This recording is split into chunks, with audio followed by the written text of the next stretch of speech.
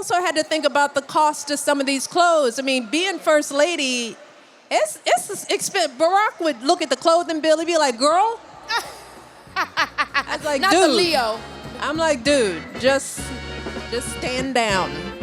Just stand down, dude."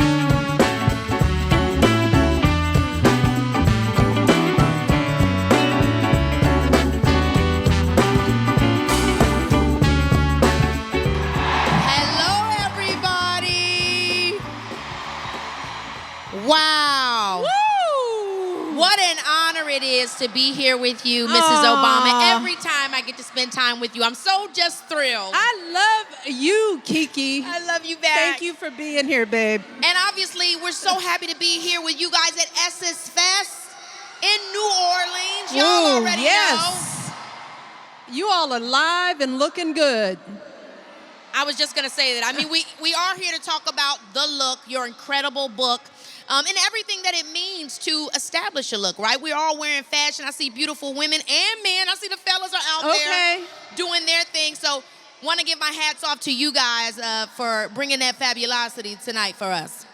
I'm so excited. I think I also have to tell them, even though I know it's still under wraps a little bit with Higher Ground, obviously your company, but we're working on a movie, y'all.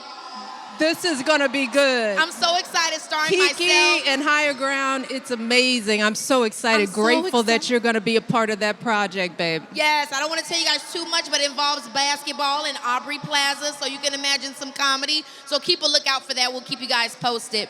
Well, you know, in talking about the look, talking about black women, black people, culture, setting trends, what was so important about it for you to create this book to talk about how to own what we put out into the world?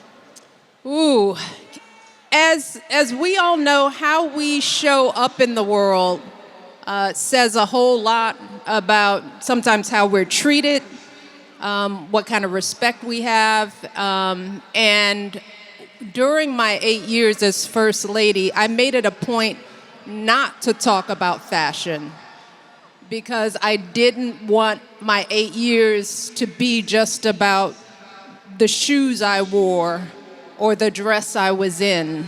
I wanted people to see who I was and what I was doing. And as a woman, a lot of times we are talked about how we look first before what we say. Absolutely. And so, but fashion was a big part of what I did. I mean, I made it a point to think really strategically about how I showed up. Yeah. So the look is now my opportunity to share that journey, because I do love fashion, and I did make a point of thinking through strategically how I needed to show up in the world as the first black First Lady. Yes. And so the look takes you on that journey. I love that, because the look is not only being defined by what you look like on the outside, but the agency you have with how you show up and how much that is allowed to define who you are. So it's many different levels to that. I want to, as we go down that journey of the look with you, I want to start at the top. Take me back to the south side of Chicago. You know, when we think about your personal style back then when you were Michelle Robinson. Yes. You know, what was your look? How would you get up and get dressed? What did you think about fashion at that point? You know, girl, when I was growing up, my style was broke. Okay. It was just broke working girl. You know, my style was a lot of no, right? Because Marion Robinson, my mother, she pinched a penny, you know, so she wasn't really into fashion. So I was one of those young girls who was always, I wish, you know, if I had the money, if I could, you know, if I really had full control over my own look, I could dream about what I wanted to wear. Yeah. But we didn't grow up being able to afford much of anything, you know. We were shopping at Sears and Roebuck's.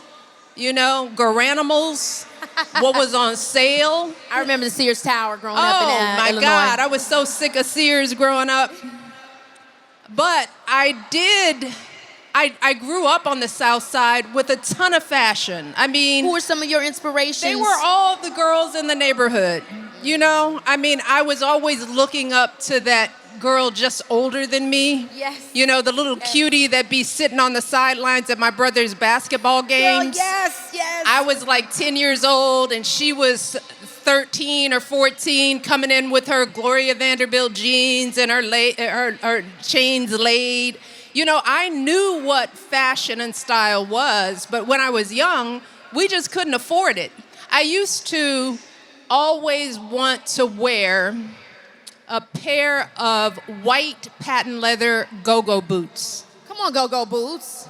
Because I was watching like Get Christy Love, Oh my gosh, yes. Foxy Brown. Yes, I mean, Karen those fine black women in those little mini skirts and those boots that just zipped up. I mean, and speaking of the look, I think that also feels like power. When I That think about those was- patent leather boots, I think about an afro, I think about a leather yes. jacket with a little peplum to it. Oh my God. That makes me think about power. Indeed. Maybe that's what I was thinking. I was channeling some Get Christy Love. I was going to Yes. shoot somebody up.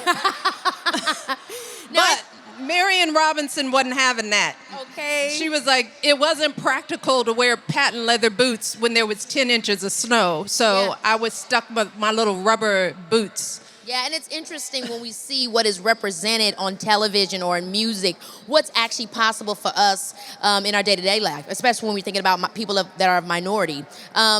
People might think, oh, the White House is your first experience dealing with big institutions, but obviously it's not. You were in college at Princeton and Harvard. Being in predominantly white spaces was something that you were very, well at navigating. But when you think about those early years of yourself in college, what role did fashion or your look play then? Like when you first entered those spaces? You know, I was probably more focused on the academics back then. I mean, I went to college broke. We were on financial aid. I was on work study. I had the clothes that I had, I came with my Levi's and my polo shirts and my Levi jeans jacket. I just didn't have the time or the money to focus too much on what I look like. And I think that's true for a lot of college kids. I mean, you're away from home for the first time. You're trying to figure out where to get your hair done in a white space. I mean, that was like a big deal going to a white school in a white neighborhood. It was like, where am I getting my hair done? I was more focused on that than I was what I was getting, what I was wearing. But my focus in college was trying to make sure I showed up and got those grades. So there were classmates of mine who came from more affluence, who came with the preppy look and they had all the clothes. And some of these kids were black, but most of the black kids at Princeton when I was going, we were all just trying to get through. We weren't really focused on, we didn't have time to focus on our look. I really, really relate to this, especially when I think about me in the early years coming up in the industry, where you think that, obviously I had glam and fashion, all that thing was thought of, but I didn't always have a lot of money to have the best styling or to get the best clothes. Yeah. So my way of surviving or being able to thrive in those spaces was just being really good at the job. That's right. It's just like, I'm going to show up, I'm going to do so That's good, right. and you're not going to think about if I have on Louis Vuitton or not, even if I have on the off thing or whatever it is. At what point did you start being able to even open yourself up to thinking about how fashion could support you on your journey to success? It really wasn't until I started campaigning for Barack in the presidential race. Because the truth is that while I was a professional, went to law school, worked at a big firm, I did a lot of jobs. Once again, my focus was on the work. My focus was on the career, and I always thought the outfit, I wore what I needed to wear to get the job done, right? So when I was a corporate attorney, back in the 90s when I was practicing, we had those ugly women's suits, these 90s suits with the big shoulder pads. Sure. I was just going to wear the uniform that I needed to get the job done. Yeah. And so when I first went out on the campaign trail in Iowa, fashion became an important part of something I had to think about because I had to be organized. Yeah. I mean, if you think about what I was doing when I had two little kids, I was still working a full-time job. I was the vice president of community affairs at the University of Chicago hospitals. I would campaign 3 days a week. I would leave Chicago at 5 in the morning because I wanted to make sure I'd see the kids. I'd get on the first flight out of Chicago into Iowa. I'd land in Iowa, campaign all day, and that would mean I might do 5 rallies, 3 fundraisers, and I'd do as much as I could to get to the last flight out of Iowa to get back to Chicago in time for dinner with the girls. So I was usually just wearing one outfit. It was giving Steve Jobs. It was one of those, it had to be like, jeans. It's a sweater, it's a vest, it's a fundraiser, now I'm at a fair, and it had to be it had to be versatile for the whole day. Yeah. But then I realized at this pace, I didn't have time to think about clothes. Yeah. And that was the first time I met a designer. This woman, Maria Pinto, I was introduced to her. She was a young designer in Chicago. And that was the first time I met somebody who owned their own fashion line and they made clothes. And I really went to her because it was convenient. Mm-hmm. I could do one-stop shopping. I could go to her. She had my measurements. This is when I was wearing those sheath dresses that were silk, sleeveless. She made those. Those are Maria Pinto designs. And I could go to her, get fitted, have a set of clothes that I didn't have to think about. Yeah. So Keke, fashion was something that I was trying not to think about. Yeah. Right? I had to be organized enough and have enough resources so that I could put on clothes, not have to think about it, know that I look good, and look presentable, because this is when people were starting to write about me, right? And that makes me curious of when you understood the power of it. And maybe it didn't even come up first positively. Maybe it was the power of seeing how people were writing up about you because of what you wore. Do you remember a moment in time? Oh, I remember the first big speech I gave in Iowa. It was packed. I mean, I was pulling more crowds than most of Barack's opponents. Okay, now clock it. But it was interesting. The more popular I became, the more of a threat I became. It was interesting. That's when the articles started coming out. I had been campaigning for more than a year. And then this is when I understood, like, this is politics. Oh, they're coming after me because I'm useful. And they're trying to beat my husband, so they're trying to slow me down, right? And some of those first articles, they would always start, she was wearing a purple sheath and she had on this pair of shoes. It wouldn't matter what I said, Keke. The article would start with what I had on. Wow. And I realized, oh, this is how they do women in politics. This is how we treat women in public life. We diminish them to just what they look like and not what I'm saying now. I'm giving impassionate speeches. I think people know now that I can give a speech. Okay. That didn't just start happening. I was always really good on the campaign trail. I was always a powerful orator. And I was good at it because my topic was good. It was about my husband. So I'll tell you something good about that man. This is like, give me a mic. Oh, come on, give me a mic. Give me a mic. Let me tell you something. In that moment, right? Because there's two things that's happening. We're in the campaign. I have to be strategic for good reason, right? I have to understand what I'm going up against. But then I also have to still be me, right? I imagine there's a part of you that was like, I want to do what needs to be done, but like, I still want to be true to me. How did you waver the balance of how to create the look around your agency and what your husband and you all needed for what you ended up becoming in the presidency? Holding on to who I was never hard for me. I mean, I think a lot of that had to do with age. I mean, we weren't coming into this while we were young to be president and first lady. We were in our, let me get the math right, we were in our 40s or mid-40s. But you already accomplished so much. Exactly. We were fully formed. Barack and I were fully formed people. I had 5, 6 careers. I was the mother of 2. I had ran organizations. I'd worked in almost every sector. I've been a corporate attorney. I was an assistant to the mayor. I was the vice president of community affairs. Y'all, I ran stuff.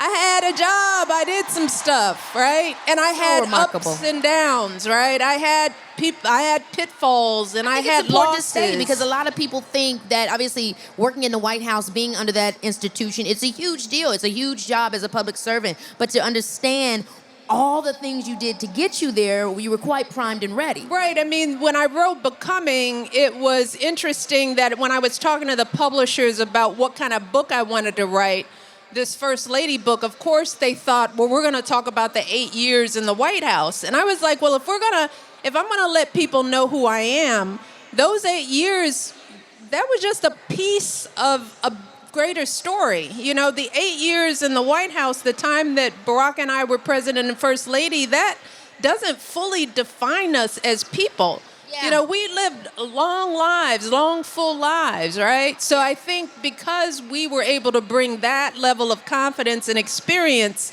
into the job, even as young as we were, I think that helped me. And I think it's more difficult for younger people. Like I do. I mean, you amaze me of your level of poise and confidence because you had to develop yourself in the public eye. I mean, you were a baby figuring this out and trying to hold on to that as you're building it.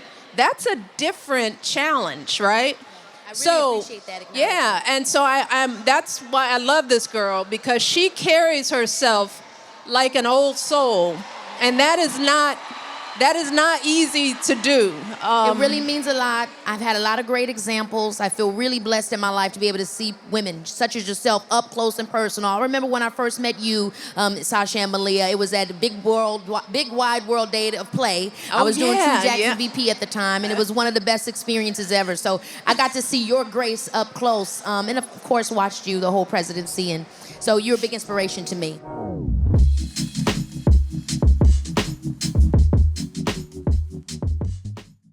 This episode is brought to you by Progressive Insurance, a company committed to helping people move forward and live fully. I remember what it's like to be newer in your career, having to make big decisions about everything, whether or not to go back to school, what job to take, where to settle down.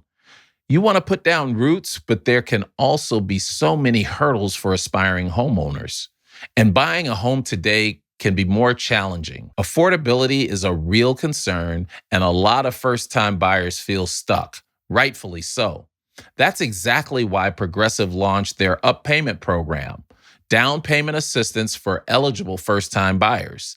Now, in its second year, it's offering up to $13,500 each to at least 200 applicants. Progressive wants to help more get that foot in the door and continue to help educate first-time home buyers every step of the way. Learn more about Up Payment and Progressive's commitment to first-time home buyers at progressive.com/openthehouse, where home buyers can access home buying resources and support to empower them in their housing journey. This back-to-school season, spend less on your kids with Amazon. You know, one thing nobody prepares you for when you have kids is how quickly they go through school supplies. I cannot imagine when I was growing up going through backpacks as quickly as my kids do nowadays. But somehow, once a year, it's back to the store we go, or to 2 stores, or 3. Not to mention how fast it all just manages to disappear. The school year isn't half over, and somehow we're out of pencils, erasers, notebooks, and 30 other things. That's why I really appreciate Amazon during the back-to-school season.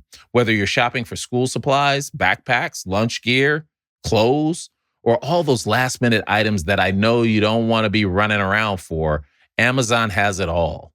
You can compare brands instantly and read reviews, knowing that what you buy will actually last. Basically, Amazon makes it easy to get what you need and get back to your life. So, remember, with Amazon's low back-to-school prices, just spend less on your kids, because every dollar you don't spend on them is a dollar you haven't spent on them. Lately, I've been wearing Bombas for all my outdoor summer adventures, And let me just say, I really understand the hype now. The Bombas sports socks have cushioning exactly where you want it, all while being lightweight and breathable. Whether I'm getting in a workout or spending the day on my feet, they are my go-to. But I'm just a fan of Bombas products on the whole. I love their compression socks for planes, if there's any frequent flyers tuning in. And I'm happy to report I've tried their slides too. They're made from this lightweight waterproof foam. It's the perfect multifunctional sandal. I don't really know how I get through the summer without any of it. For every item you purchase, Bombas donates an essential clothing item to someone facing housing insecurity. One purchase equals one donated, and they've donated more than 200 million items and counting. Head over to bombas.com/IMO and use code IMO for 20% off your first purchase. That's BOMBAS.com/IMO, code IMO at checkout.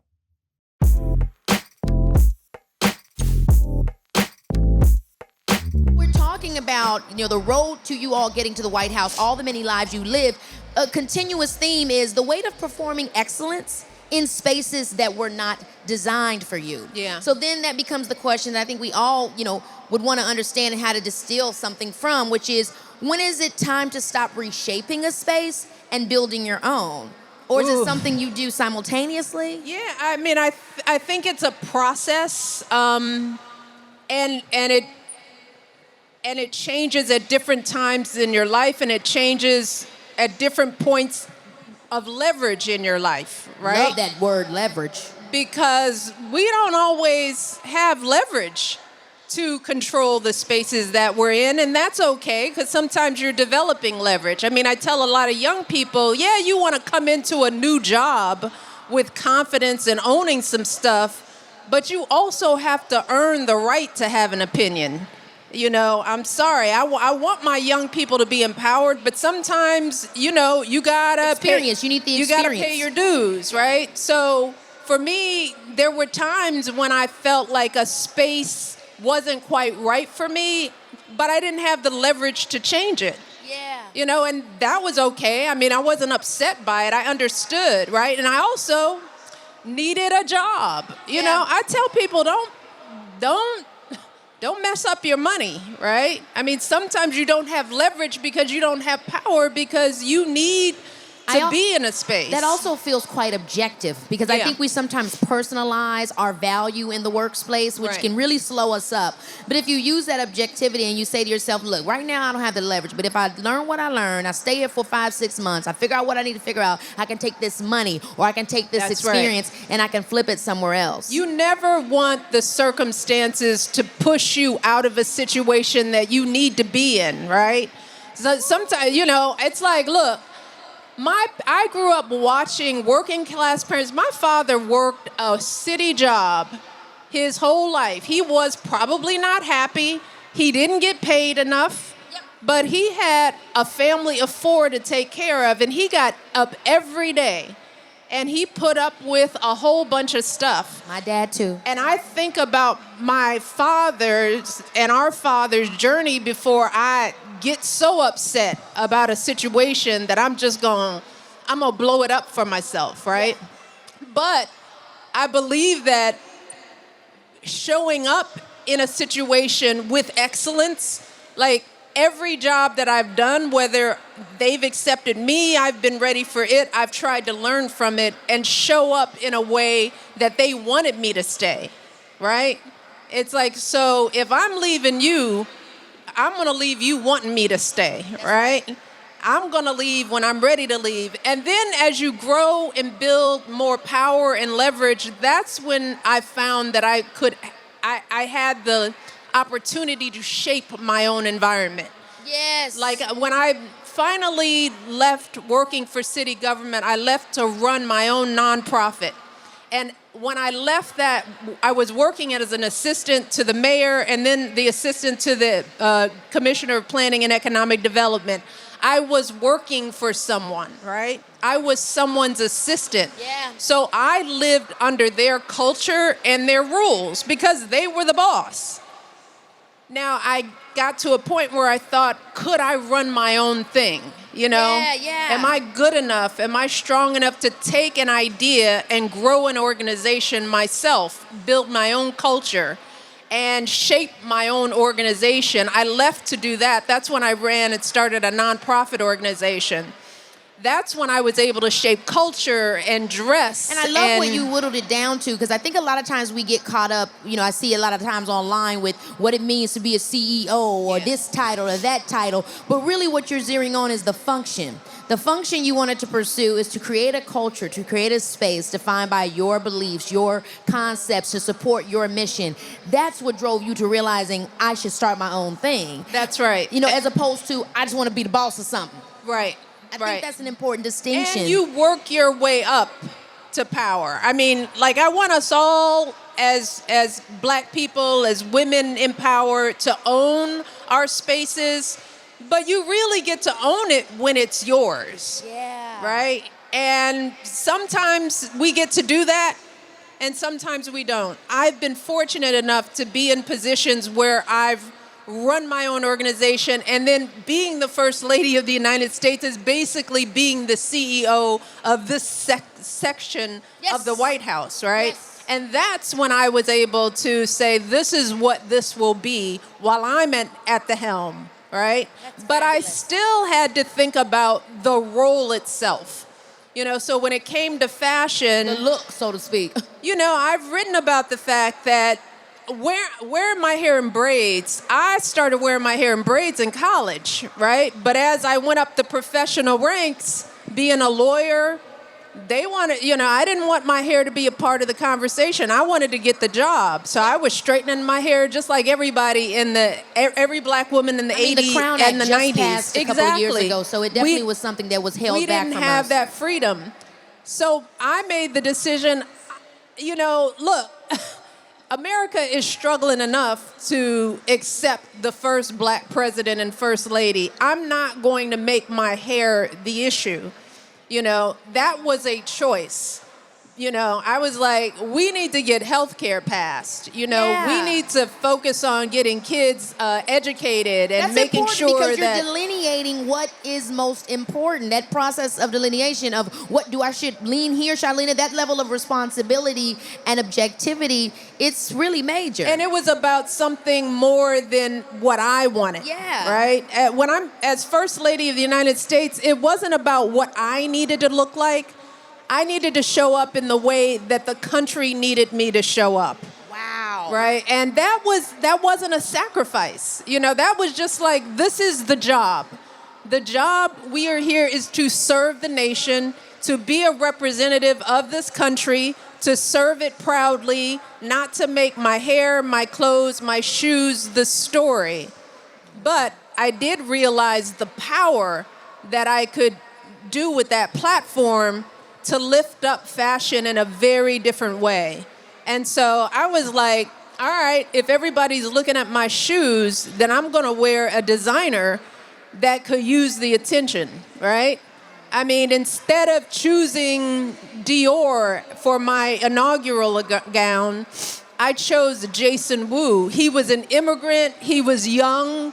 His story mattered in a way that I knew that choosing him to make my gown would change his life in a way that some of those longtime designers, it's like you had your turn. And I also love that you would be wearing J. Crew. I mean, I remember that as a teenager, and the ladies would be like, she's wearing J. Crew. I love J. Crew. How you gonna talk about J. Crew when your wife wears J. Crew? Like, I love that because it's like, that is a universal, affordable, very nice line. I remember that being such a big topic growing up because it was accessible. Yeah. And people felt like they could relate to you. Like, she shops where I shop. Well, fashion is like that.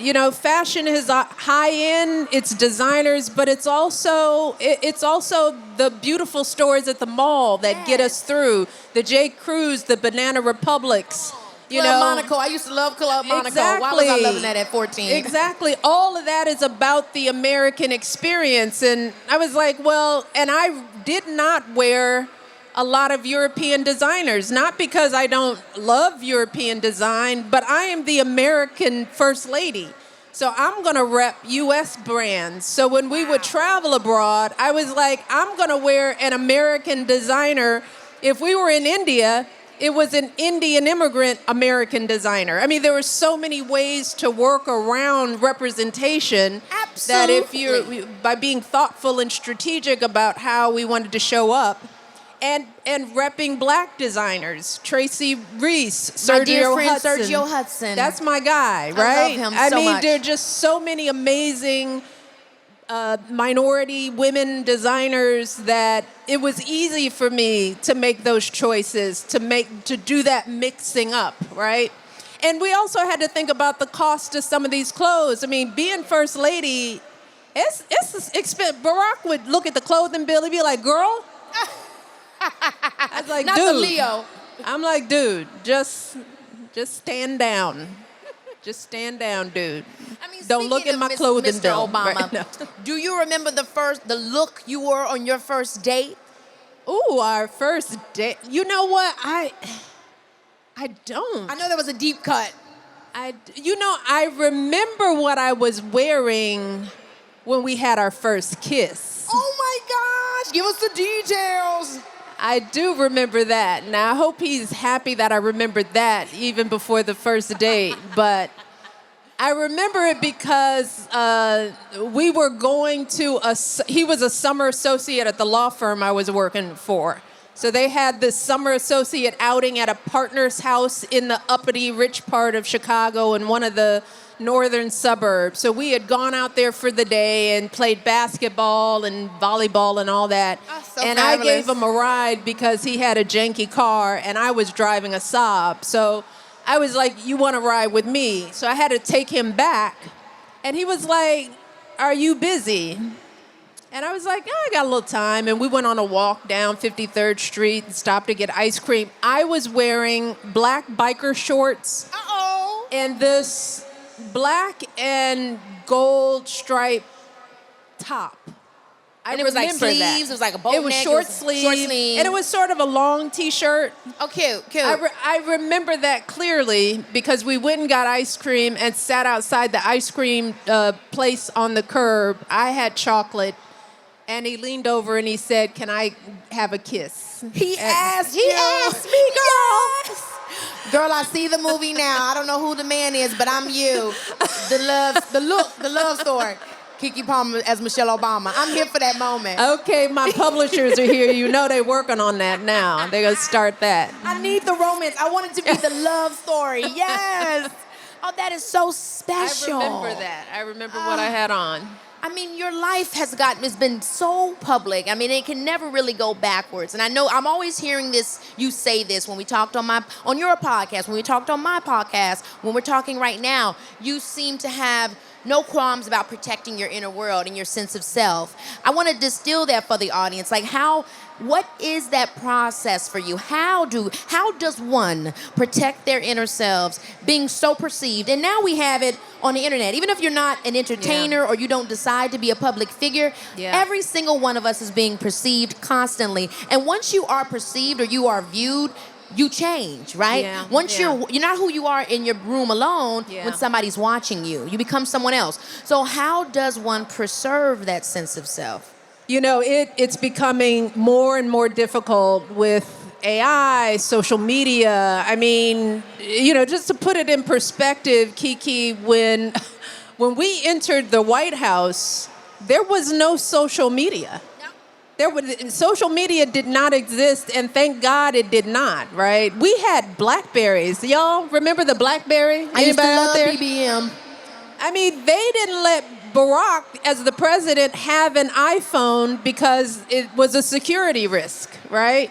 So I think, first of all, that helped a bit because social media was just starting, right? Yeah. We were the first presidency coming into being at the beginning of social media. So I think that helped a little bit. So I wasn't used to being able to know everything that everybody said about me, right? Yeah. That wasn't a possibility, right? Yeah. You know, what you got feedback on came through the press. It was an article written, and it would be an article, right? You weren't getting 24-hour news feeds. You didn't have a comment section to listen to. So fortunately for me, I didn't even grow up needing that in a way that this generation does. Yeah. So another layer to it you're bringing up. It was just another layer. So when it became part of my reality, social media, I wasn't addicted to it, right? I didn't need it. It wasn't on my phone. I'm still not in the habit of looking at social media. I'm on it, but not of it. You know what I'm saying? And I'm always warning young people to be very careful and monitor your access to that. I mean, it's just like you just don't need to give that many people access to your heart and your mind. And the only way you can control it is to not be in it. And you can be on it, but don't have it on your phone. And I just never did. So I just didn't get in the habit. I had a whole communications team. I could get press clips. I could get them summarized and laid out without knowing the depths of everybody's thought, right? And that's good and bad, right? You know, if you get too much of the good, you get distorted. If you get too much of the bad, you get distorted. And I also knew that if people weren't getting me right, I couldn't trust it to tell me about you. I mean, I wouldn't trust social media to tell me about my worst enemy. Yeah. Because it wouldn't be a clear depiction. It wouldn't be real. It wouldn't be right now. Yeah. So how do I protect my space? I just really protect it. I don't let just anybody into my space. I don't listen to comments from people who don't know me. I never would do that. And I try to get my daughters, just don't touch it. It's like, it's dynamite, right? Yeah. So that's one way. Another way that I protect my space is who I let in it. You know, it's like my community, my friends, my people. I mean, Barack and I have been very good about the people who have been with us. We bring them along. You know, Barack, his best friends are still his guys from high school. I mean, he's got a crew of guys from Hawaii who are with him like this. I've got girlfriends from law school to mothers that I raised my girls with. Those are my ride or die people, the people who know us outside of this before we were ever this.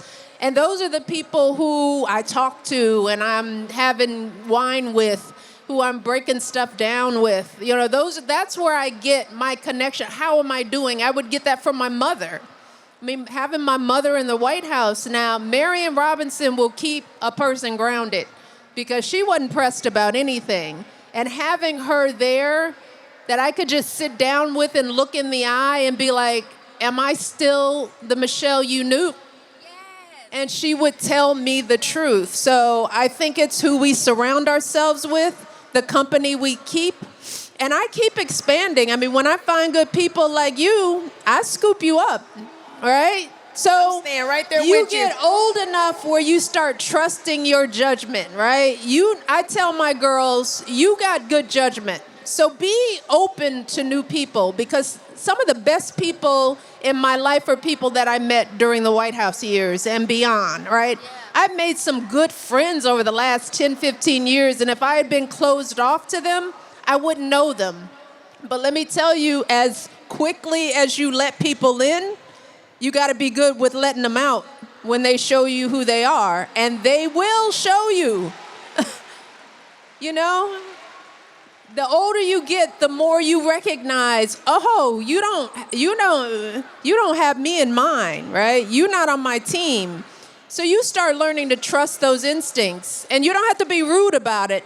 I call it the slow ghost. You know, you just slowly let people out of your life. You don't have to make a big deal out of it. You don't have to tell nobody off. Yeah. You just slowly disappear like a ghost. So I'm hearing, obviously, keep a good circle around you. That also helps you to maintain grounded and reflect your truth back to you. We don't let too many people in. Again, with social media, there's a thing you read and you just assume that somehow that person's valid. Don't overvalue. They don't know you. They don't know you.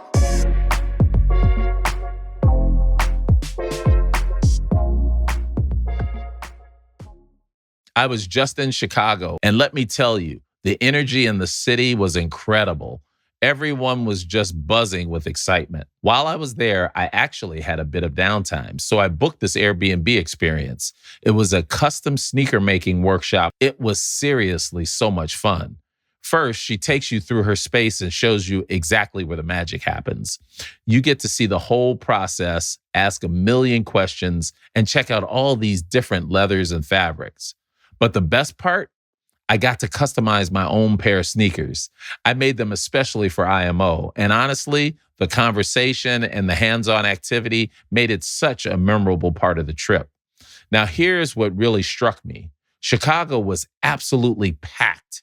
And I'm thinking, if you live in a city that draws big events like this, you could be making real money those weekends. That's the beauty of Airbnb. When people list their spaces, it allows travelers like me to actually experience a city like a local instead of just staying at a hotel.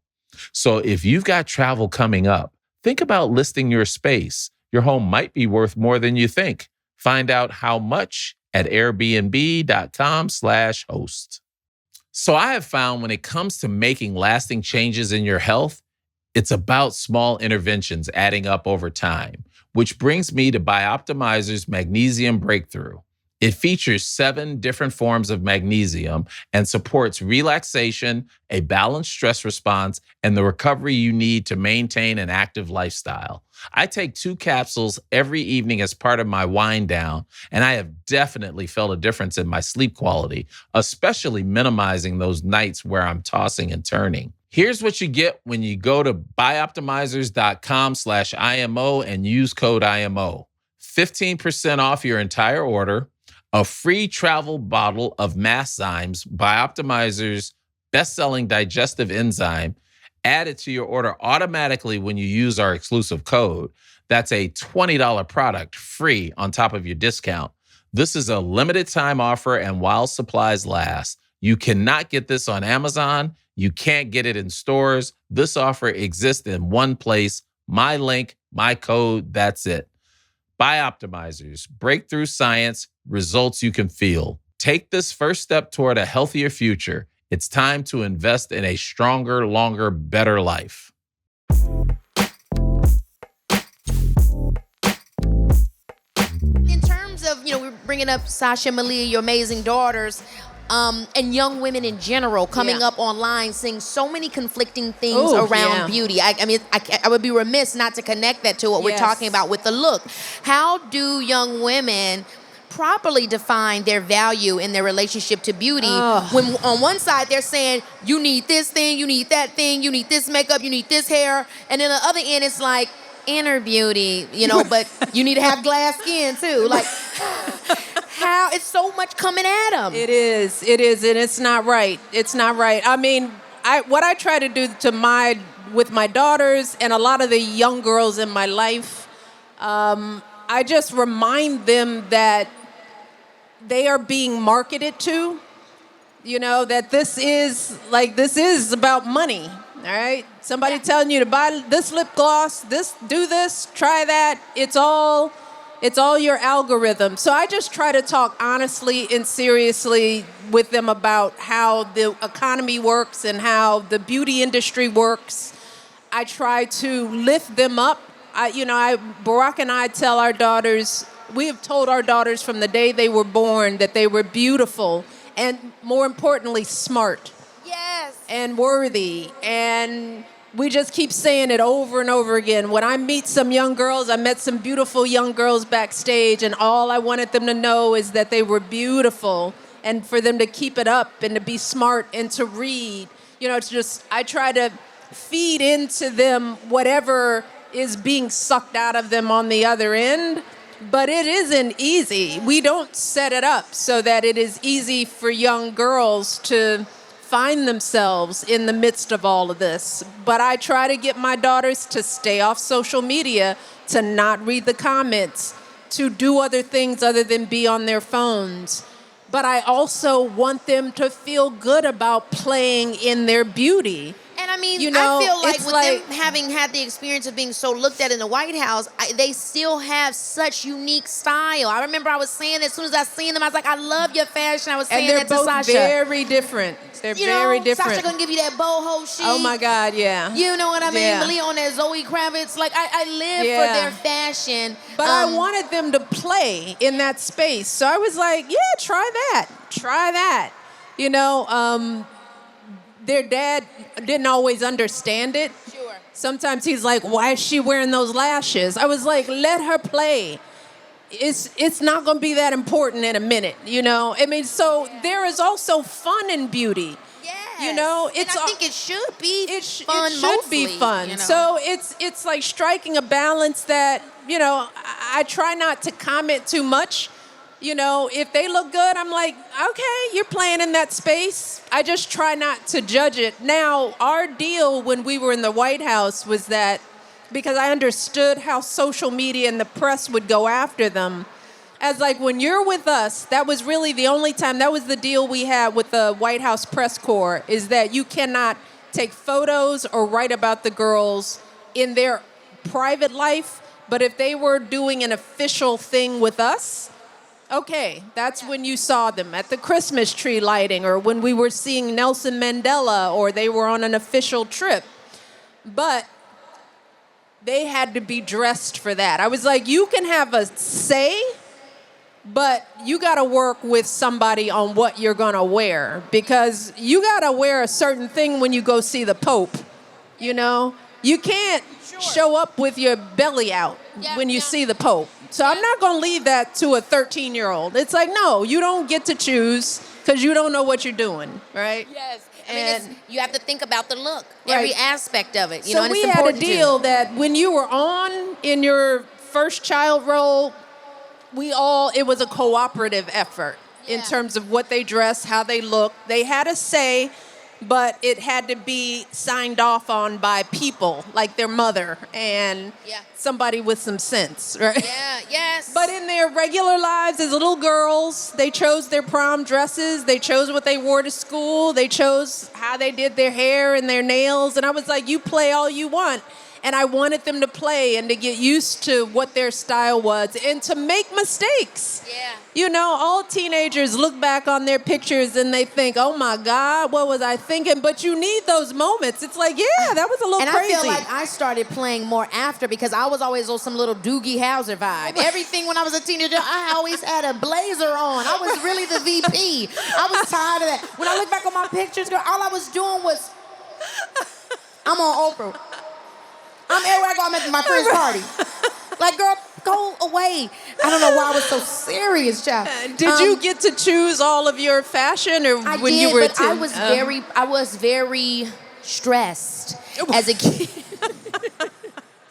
You know, because I felt so much responsibility. Yeah. And I started to hear very early on because the adults or people would come, my daughter looks up to you. And I'm watching you, baby. And I'm like, oh no, the aunties, I gotta, you know, so I was always trying to just, you know, but then it got to a point where it was a little too much black girl magic, right? Which is like, oh, I was child, at I church can't handle every day.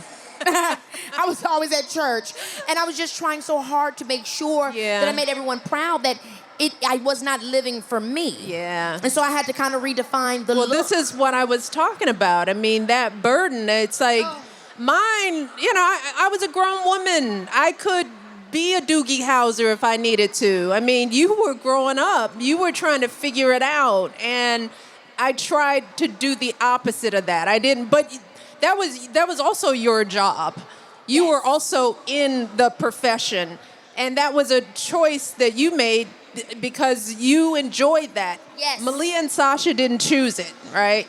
I think that's also a different thing. So I didn't want them to feel like they were carrying a burden with something that they had no say in wanting to be. And I think that's, you know, And I love hearing you talk about that because, I got my son. He's 3, and he's going to grow up now with, people know, oh, your mom is Keke Palmer, whatever that means and whatever comes with that. And so I love hearing you talk about responsibility and legacy with how you do with Sasha and Malia, because it makes me think about how I want to be able to also articulate those nuances to my son. For him to have freedom, to understand what it means, but to also never feel like what I've taken on is something that he then has to take on. So it's very empowering. And you don't have to be Michelle Obama or Keke Palmer to feel that. If you are a parent that has a child that you feels pressured to follow in your footsteps, we all as parents are trying to figure out that balance of letting our kids be who they want to be without them being mini me's. So it's the same struggle, y'all. It's just that our struggle is on TV. Yeah, it's so true. I always feel like that. We're all living the same kind of thing, just from different vantage points. Right. So I love how you brought that down.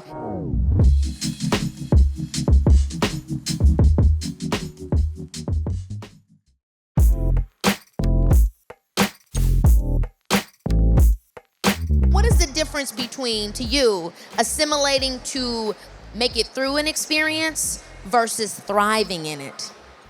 Oh, my goodness. I know that was a big one.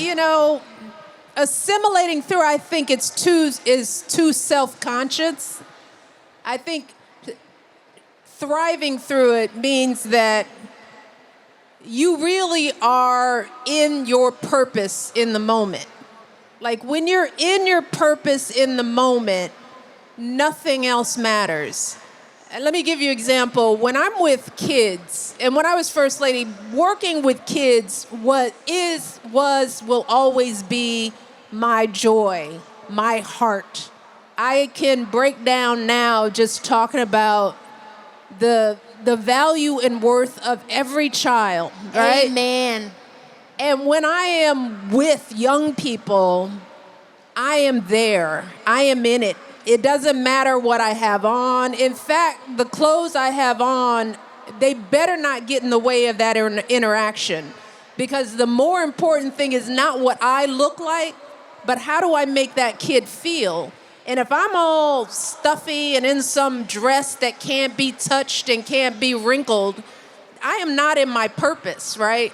So in those moments, the clothes have to facilitate the thing I'm trying to do, which is connect with this kid right now. And if that means I got to get on the floor, if I've got to get down to their level, if that means we're going to do a push-up together, or we're going to run around, or somebody's going to want to sit on my lap or give me a sloppy little hug, then the clothes have to be ready for that. And I would tell my stylist that all the time. It's like, if kids are around, don't put me in something precious, because the minute a child comes, I'm on the floor. I am doing whatever I have to do to connect. And I think that's when you're no longer conscious. You're no longer self-conscious. Right? You're losing yourself in the purpose, whatever that you used to, or whatever accumulated you to that point that got you prepared. Once you're in it, that all disappears. That's and you submerge yourself. That's right.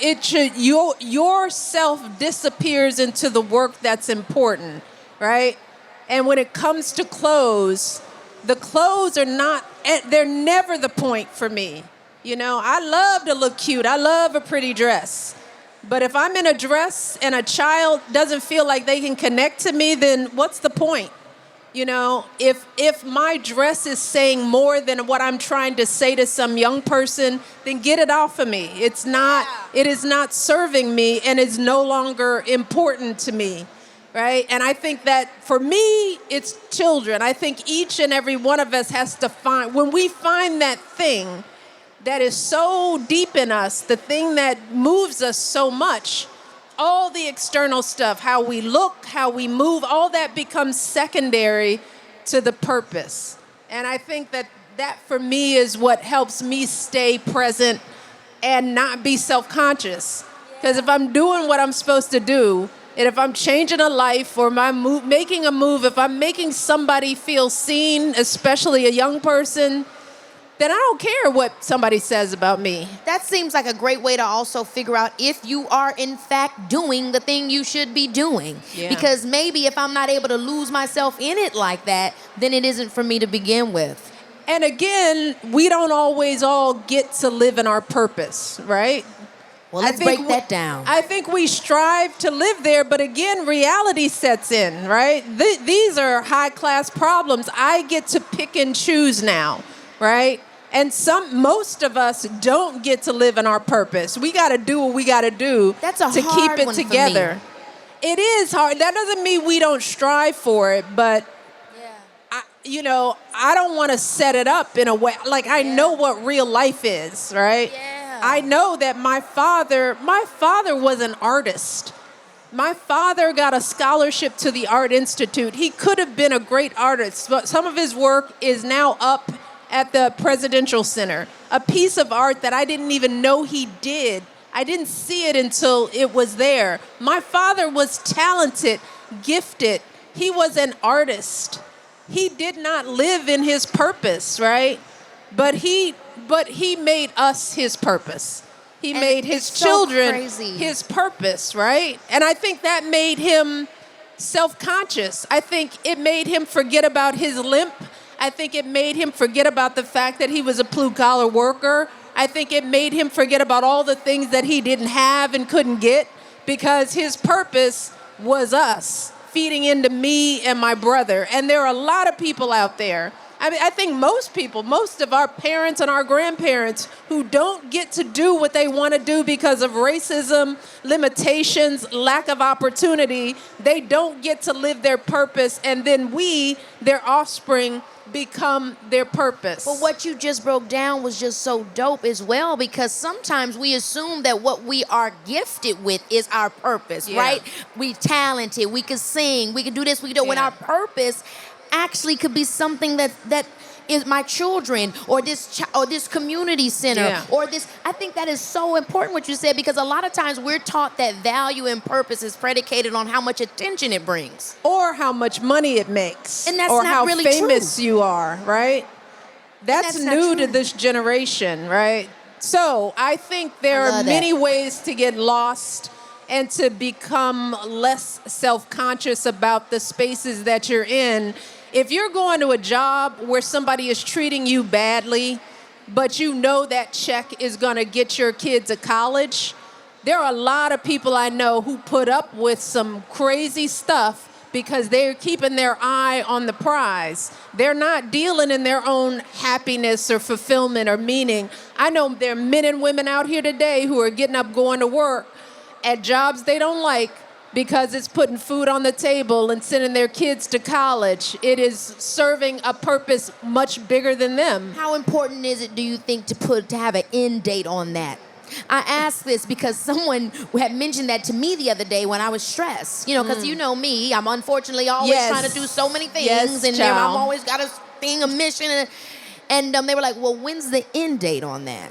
What do you mean, the end date on stress? Not on stress, but on, for instance, is there an end date on this job that they hate? Meaning, when I get to year 3 and I made X amount of dollars, do you think it is important for us to do that when we're in these situations that may not be that fitting for us? Where, like, we have an end date. Look, by March, it's March right now, by August, I'm going to X, Y, and Z. Do you think that's even a fair way to move?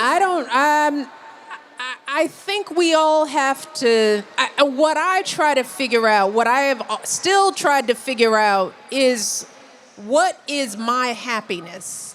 Mine. And I think we all have a different definition for it. What I have learned in all these years, with all the powerful tables that I've sat in and all that I've seen, the thing that I know is that it has nothing to do with how much stuff I have, how big a house, how much money is in the bank account, even though there is a number that matters, that makes life a lot easier. I have learned that for me, enough comes when I feel like I have friendship, I have love, I have a good community around me, and I feel like I have given something to somebody else. I don't know that there's an end date on it in terms of the due, but at some point, I have to be settled. I have to say, I am enough. I have done enough. I am okay, you know. That's all an internal struggle. Like the end, we have to figure it out for ourselves, right? I mean, I know. What a doozy. I Because know. it's one of those things where it's also tailor-made, is what I'm hearing. We're all on our own individual relationship with that. But I think it starts with how we feel about ourselves. You know, I mean, I think we can work for all this external approval, somebody else to tell us that we're beautiful. We could wait and hold our breaths to have somebody else love us enough, you know, but in the end, the work is really with us on us. You know, it's the finally sitting in your own head and saying, I don't need anyone else to tell me that I'm worthy. And that is... It's almost like the look is based on what we see when we looking in the mirror. You know, that's a huge part of it, is like accepting our own gaze. Yeah. And being happy with what we see. And it's amazing that when we get to that place, everything else seems to settle down around us, you know? Because I think we're carrying that frequency, we're carrying that energy with us that it probably, just changes the game. And we're starting not to give a about what somebody else says and thinks. And that takes a minute. Yeah. You know, you earn that wisdom, you know? And that's why, Keke, don't get impatient with yourself. You 12 and a half. I am impatient. You know that. You are a baby. And some of this stuff, wisdom is for the old. You know, it takes time to go through some stuff. And at 62 years old, I am developing, I'm still growing, still developing some wisdom but it's all about how I see me. You know, it's that gaze of myself, right? Wow, that is so awesome. Well, time is coming to an end. There's so many more things that I can ask you. We got to do a part 2, 3, 4, 5, like always. But before we go, it's ladies' night. Yeah, there's a lot more coming. You be happy to get on with it. Oh yeah, they got a lot of fun stuff coming to the stage. This is gonna be a good night. But before we leave, I love to play a game, so I thought we could play a fun game. We're gonna play a game. Keep it, change it, leave it. Okay? Keep it, change it, leave it. So it's a little rapid fire. I'm gonna give you some prompts. Oh, and Lord, I gotta be rapid? Oh, Lord. The rapid is always crazy, because, like, honestly, how fast do I have to be? Really? You're gonna tell me if you wanna keep it, change it, leave it, and then you'll tell me a little bit of why, maybe. Okay, here we go. The first one is power suits. Keep it. You know, there's nothing wrong with a good power suit, especially if you can wear pants. I hate pantyhose. I am done. Pantyhose always tear. Like, why they make them so thin and frilly? That's why they mess with us. They make us wear something that you can wear once. It's a dumb thing, dumb invention.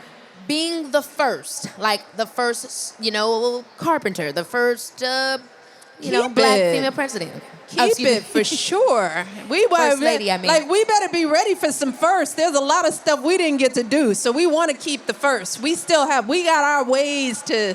We got a lot of stuff we're trying to get in, so we want to definitely keep that. A lot of times people are hard on the first, but I feel the same way as you do. Let's continue to break down the wars. We're prepared for it. We're prepared for it. We've been preparing for years to be the first. Perfectionism. What was it? Keep it, change it, leave it. I would change it, change the meaning of it. I don't think there's anything wrong with trying to do your best, but not placing everything, not making that be the reason for everything. I think change what it means. Keep it, but change the. Don't let it mean so much. It. Exactly. Yeah. Exactly. Yeah. I took that. That was me personally. Okay. Girl boss culture. Girl boss culture?